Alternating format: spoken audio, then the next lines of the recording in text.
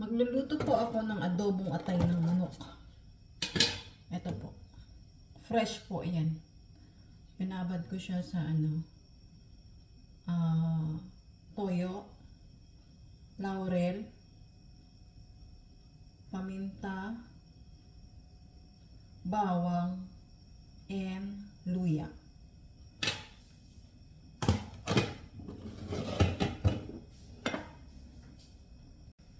And then, susunod ko po mantika.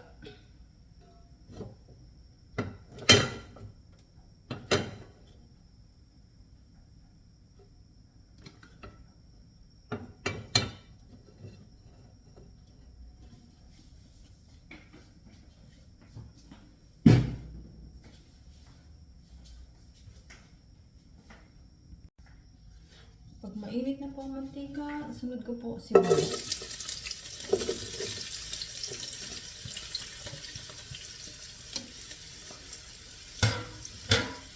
Lagyan ko po ng asin para mabilis maluto ang aking sibuyas. Kasi gusto ko sa sibuyas naluto mabuti.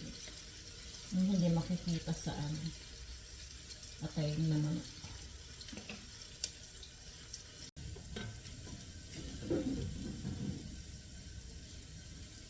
Ganito po kaluto yung aking sibuyas. Try nyo po. Mamshi. Masarap po siya. Then, sunod ko po yung nababad na manok. Buong gabi ko po binabad para masarap.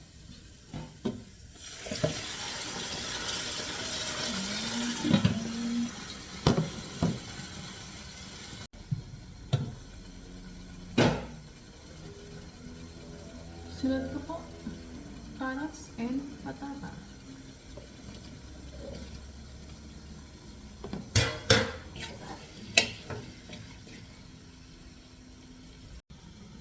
Then, maglalagay po ako ng tubig. Yan, hintayin natin hanggang kumulo. Check natin ulit. Ayan po mga kamamshi. Ito na po. Nalagyan ko po siya ng suka at sugar na konti. Konting suka lang po.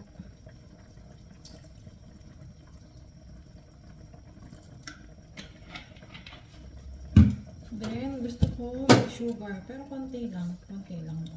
Ganyan lang po. Mamaya po magdagdag po ako ng salt.